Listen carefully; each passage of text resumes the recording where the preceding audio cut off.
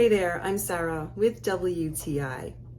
I needed an iron supplement that was easy to take but didn't have any unpleasant side effects, and I absolutely found it with this iron supplement from MegaFood.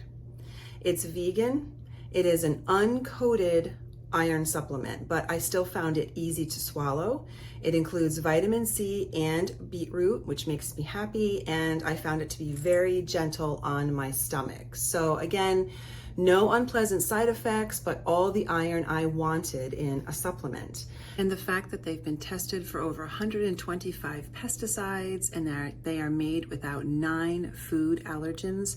That would be milk, eggs, peanuts, tree nuts, soy, wheat, fish, shellfish, and sesame, makes me feel even more confident when taking them.